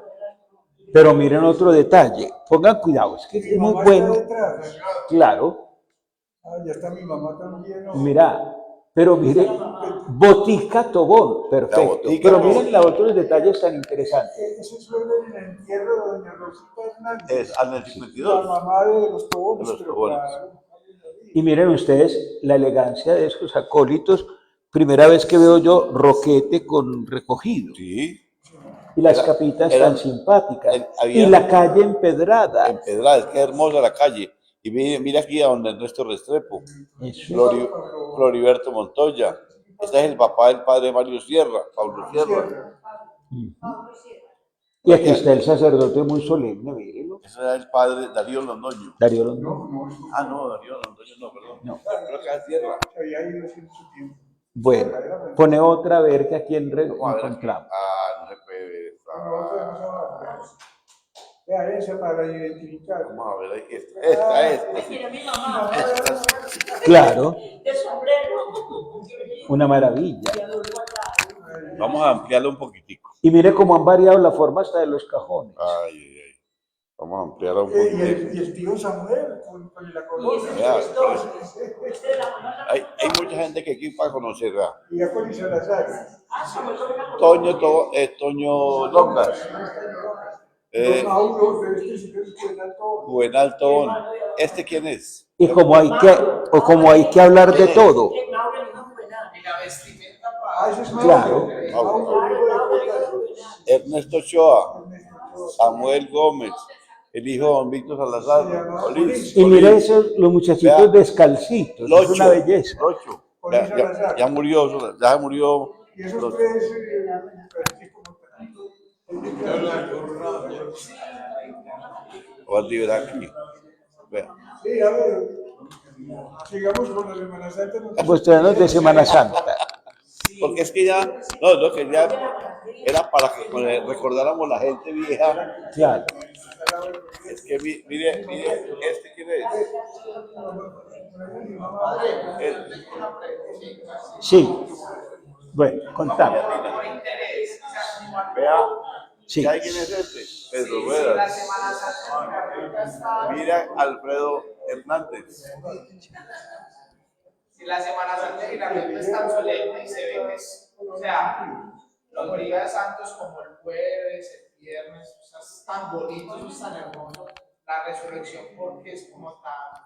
Porque es que es una tradición muy rara de nosotros. Porque nosotros no teníamos esa idea preciosa de la resurrección que en otras partes funciona distinto. Nosotros somos muy de tradición de Viernes Santo, de pasión, pero una de las resurrecciones más espectaculares, con todo lo que hay que decir de aquello, es la de Barbosa. Este es Salazar. Sí, es como que cada pueblo tiene su... Exacto. En la procesión del Santo Sepulcro, antiguamente se utilizaba hacer paradas en las esquinas, incensar al Santo Sepulcro y cantar, o el miserere, no, ¿cómo se llama? El Benedictus de Zacarías. De Zacarías. ¿Por qué se cantaba precisamente el Benedictus y daba gracias ahí? Hay dos estilos muy particulares, porque a esa hora de la noche se tenía una celebración que anticipaba las laudes del otro día, de alguna forma, y se hace parte del canto del amanecer.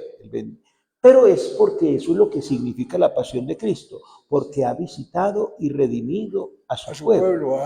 Ese es el sentido. La consumación, pues, de la redención. Sí. De hecho, que sea tan importante hacer la referencia del significado, pues, de la muerte del Señor como una fiesta de esperanza. Bueno, mostrar otra imagen, a ver, ¿qué veo? Mire, por ejemplo, el apostolado. La Verónica y la San Juan. Esas cuatro personajes son muy particulares. San Juan, Verónica, Magdalena y Pedro. Sí, son cuatro infaltables. San Juan, de una belleza seria, exquisita. La Verónica tiene un encanto muy raro porque es una imagen casi griega, con moña y todo. Con la moña. Sí. Afortunadamente ahorita el paso de la Verónica, que es uno de los más hermosos de la Semana Santa, tiene un ingenio muy particular. Fue que le convirtieron el manto de la Verónica, el velito que ella usaba encima, en el sudario de Cristo, con el cual ella recibe esa imagen del Señor. La Magdalena es elegantísima, pero aquí teníamos una costumbre muy linda, y era que en el día salían de colores y por la noche las enlutaban, como diciendo, les ponían vestido de luto. Y hay otro contraste muy particular, y es que Juan y Pedro conservan los colores de la iconografía griega, rojo y verde alternados, que es muy interesante la expresión. Otra foto, bueno, la Virgen de los Dolores es una maravilla extraordinaria en su belleza, y hay una curiosidad, aunque alguna vez le regalamos un corazón con los 7 espadas, ella tiene espada pero no tiene corazón, que es lo que dice el texto del Evangelio de San Lucas. Una espada te atravesará el alma, no el corazón. Entonces es muy bella esa espada, que es de plata, claro está, y es antigua. Es muy buena, es de plata. Pasar la otra. Bueno, Esta. Bueno, ahí es lo que vimos ahora, pero sí. es como el siguiente, es un arreglo, y aquí va la Virgen, y eso ya para el encuentro, uno de los pasos más bonitos que fue Exacto. el encuentro de María. Sí, pero igual al que organizamos en Sabaneta no se ha visto, porque le armamos un protocolo muy bello. En Sabaneta tenemos una costumbre, es que la imagen primera del Vía Crucis es San Juan. Padre, ¿y por qué San Juan?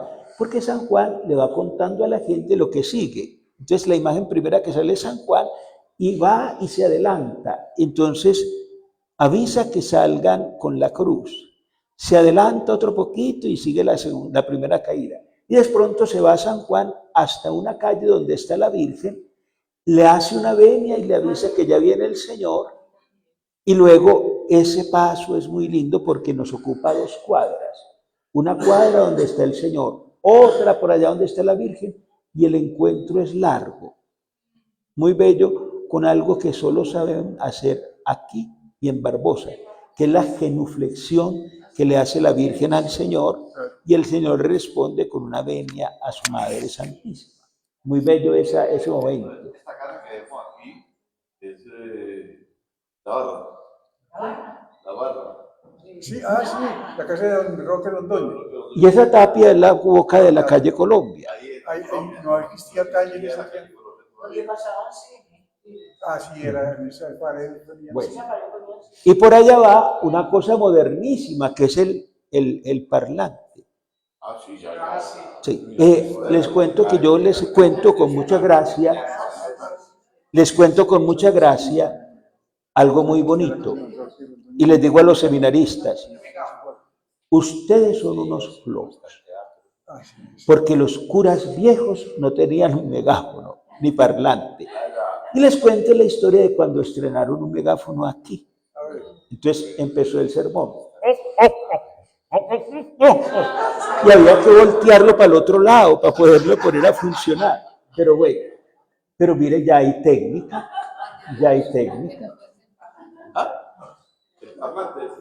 Véalo, ahí está. Una completa.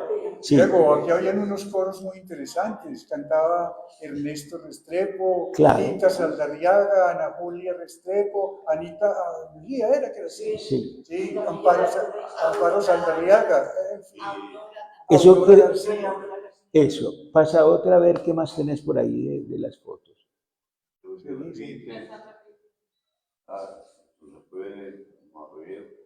Y en la actualidad, Diego, ¿por qué dices tú que aquí en Girardota es de las únicas partes donde tienen todas las 14 estaciones completas? Así, porque no es tan fácil tenerlas en las otras parroquias. Y las celebran entonces aquí, las Sí, 14. en la mañana se hacen las estaciones completas, muy bello.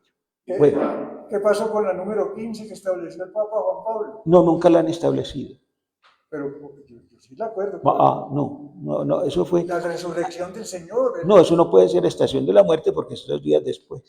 Pero él sí estaba, yo sí me acuerdo que la celebraba. Alguna vez se celebró, pero después nos dijeron que no. Ah, Bueno, el padre cierra con un pañuelo. El padre cierra el sudor. claro. Miren en particular esta foto. Esta es la casa de las Londoño, las vilas. Sí.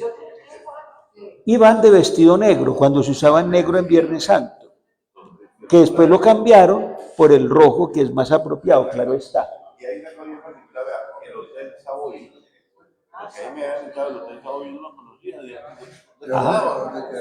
y seguía la Londoño Radio. Bueno. Ahí no era la casa de los Bustamante, los Bustamante. Y hay otro detalle muy particular. Mira este detalle. ¿Por qué se perdió esa tradición? Mira, o sea, lo que usa el sacerdote, Las dalmáticas. El bonete. ¿no? Y el traje, o sea, es diferente Las también. dalmáticas. Se usan siempre y se pueden usar. Lo que pasa es que ahorita hay una rara tendencia a no emplear esas cosas tan lujosas de otro tiempo. Sin embargo, como en la vida, ya hay quien haga esto con ese esplendor otra vez. Pero ahorita tenemos la ayuda de la tecnología. Y es que todos esos bordados que primero se tomaban meses y meses, los hacen ahora unas máquinas especiales que se formaron y se prepararon para la liturgia católica. Entonces, ahora, una dalmática de esas se podía demorar hasta 1 año en bordarla. Ahora, el bordado que tiene, claro, pues con otra calidad y otra tecnología, se puede hacer en 2 horas. ¿Qué pasó con los ornamentos del doctor Londoño, del padre Londoño? Se conservan, pero Guardados. están guardados, sí sabemos que están guardados, pero no tenemos noticia. Bueno. Bueno. Está guardado lo mismo que Cristo, también está guardado. No, sea, sí, todo. El Cristo, el que tienen de réplica sobre el sagrario. Sí, está bien, pues, pero si yo cuando lo quiera ver. ¿Quién elaboró esa réplica tan bonita? Eso es un artista que logró copiarlo muy bien copiadito, porque hay una tendencia a copiar las imágenes. Claro que ahora hay otra forma mejor no, muy curiosa. Y es que ahora las imágenes se copian con una cosa que se llama, es una impresión digital. Entonces usted toma una foto y hay un sistema digital que la convierte en tercera dimensión. Diego, yo quisiera comprar y estoy dispuesto a pagar por una copia de ese Cristo. Sí, no, y ¿Cómo hago? Se puede encargar que le hagan a uno una copia de eso. Hay distintos artistas. Sí. Bueno, miren ustedes, por ejemplo, el estilo de los vestidos ha cambiado un poquito. Oscar Hernández. ¿Por qué? Oscar Hernández. Claro. Niño Molina. Sí. Bueno, ayúdame a identificar dónde. La casa de Anita Castillón y ¿cómo se llamaba eso? No, es que es una casa donde está el patronato. Sí. Es una ventana cara con esa gente, pero es un segundo piso, está bastante bajita. Es que esa casa era más alta. Sí, pero hay un detalle muy interesante. En un tiempo los vestidos iban así, pero alguna vez alguien, medio copiando un poquito a España, resolvió ponerles unos como tensores a los mantos para que se pudiera ver el bordado. Y eso fue muy bonito, muy interesante. Y viene una curiosidad, el arreglo cambia. El arreglo cambia. Pongan cuidado que es una cosa muy interesante de nuestra historia. En la mañana la Virgen lleva flores, pero en la noche lleva luces, que es muy bonita esa tradición. En la mañana lleva flores y en la noche luces. ¿Por qué en la procesión del prendimiento solo hay hombres? ¿Por qué no hay mujeres? Eso era una costumbre que ya se terminó, ya se acabó. Porque decían que a Jesús lo habían capturado solo hombres. Pero eso ya pasó como a la historia. Sí. La doña Amelia. La doña Amelia Restrepo, y mire, todavía están las ventanas aquí, no habían tumbado. Y aquí desafortunadamente no ven los balcones. Los balcones son vivos que aquí. Y aquí hay un detallito del vestido de la Verónica. Es que la Verónica toda la vida tuvo una túnica como blanca y una capa medio púrpura, porque decían que era una princesa. Y el gorrito de encima, la forma del turbante que tenía vieja, es un rollo que incluso usaron nuestras mamás en otro tiempo, sobre el cual se montaban los cántaros. Exacto. Pero Verónica El nombre no está en los evangelios. No está, ¿Quién le puso ese nombre? se lo puso el pueblo de Dios, que es infalible. Y el nombre corresponde a la verdadera imagen, Verón y Cor. La Vera Cruz. Es como la Vera Cruz. Mire la cruz, con el estilo antiguo de la cruz. Vea, ¿A dónde está Pacho? mire mi tío, véalo, allá está. Tu tío Pacho, Diego. Eso. Y miren ustedes la belleza de esa cruz, esa es la cruz del Cristo antiguo. Yo le acabé de quitar un INRI de esos al Cristo que yo tengo, que es una copia de la copia que hay aquí, y le puse el letrerito en hebreo, latín y griego, para que me quedara mejor. Yo traje esta foto a propósito de eso, siguiente. Mire que este muchacho Sebastián está tratando de uniformar a todos las cofradías, sí. Y mire, por ejemplo, el alta como está de bonita, pero no la regla de él, sino que todos los cargueros se encargan de regla el anda. Pero ¿por qué tiene esa banda ahí? Él es, Es absurdo, eso es ridículo. sí, pero es una forma de uniformarse un poquito. Pero todos son iguales. Sí. Eso sí, pero ¿qué? La igualdad por la estética, no, hombre. No. Pero, como decía yo un día en la parroquia, me dice una persona que estaba preparando en la parroquia las cosas, padre, ¿y quién está arreglando la cena? Los del grupo juvenil. Y si les queda buena, y yo, como les quede, pero aprendan.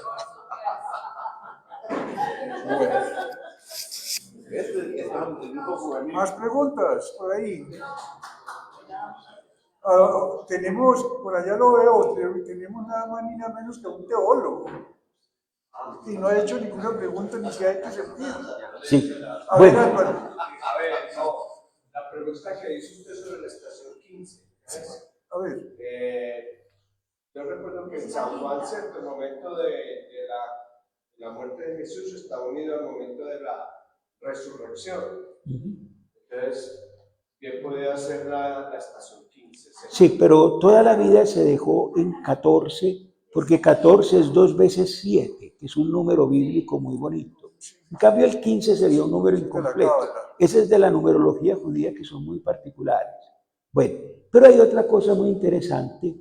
Mire, la copia del Caspicar. Hermoso. Muy bello. ¿O por qué la Semana Santa? Pero tú sí lo mencionaste ahora, pero no fue claro. ¿Por qué depende tanto de las fases lunares?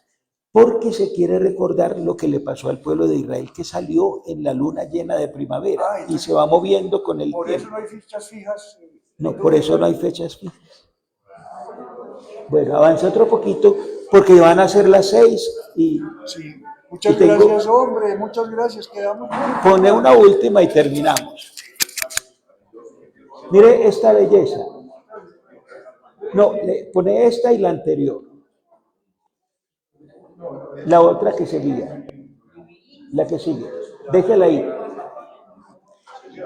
No, esa está muy bien. Yo creo que no hay una combinación más hermosa y más significativa que esta que se ingeniaron para vestir los santos. Mira esa figura tan bella de Santa María Magdalena, mire la figura de San Juan, mire la figura de San Pedro. Yo espero que el Padre haga así. Y en algunas ocasiones acostumbran sacar para el día de la Pascua o para el día de Ramos la golondrina, es decir, la imagen antigua de la Virgen del Rosario.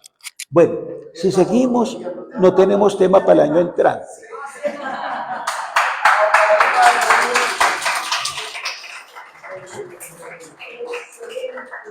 Se concluye diciendo, salve tierra sagrada y prolífica. Bueno, antes de que se vayan, les recordamos y les extendemos la invitación para el miércoles santo, que va a ser la presentación de la banda sinfónica con música sacra totalmente. Para que no se lo pierdan, va a ser a las 7 de la noche. 7 de la noche en la parroquia de San Esteban. Yato Grande. San Esteban de Atogrande. Señor, Además, la verdad no, todavía no tengo registro, pero el maestro me dice que todas son música sacra. muy bien. Muchas gracias a todos los que nos han acompañado acá en la Casa de la Cultura. a través del Facebook, y agradecimiento muy especial al Dios Todopoderoso, primeramente, que nos ha permitido esta gran oportunidad, a los miembros del Centro de Historia, obviamente también a Historia de mi Pueblo, las personas que han estado en el sonido, a los de la Casa de la Cultura, y muy especialmente al presbítero Diego Alberto Uribe Castrillón, con su conferencia para hoy que ha sido maravillosa, ¿cierto? Que nos ha compartido y que nos ha hablado de todas estas tradiciones de la Semana Santa. Le reiteramos también la invitación para que el miércoles santo nos hagamos presentes en la parroquia San Esteban de Alto Grande, que estará la banda musical, la banda sinfónica de nuestro municipio, totalmente interpretando música sacra a partir de las 7 de la noche. Padre, bienvenido siempre, muchas gracias, fue un honor tenerlo. Los aplausos de los presentes para él. A todos ustedes, deseamos que tengamos una muy buena Semana Santa en paz con Dios y mejores Pascuas. Muy bien, entonces ya sabemos. Feliz tarde, noche, bendiciones para todos en nombre de Dios, en la Historia de mi Pueblo y el Centro de Historia de Reiteramos. Un gusto, un placer estar con ustedes. Feliz noche y será hasta siempre. Bendiciones.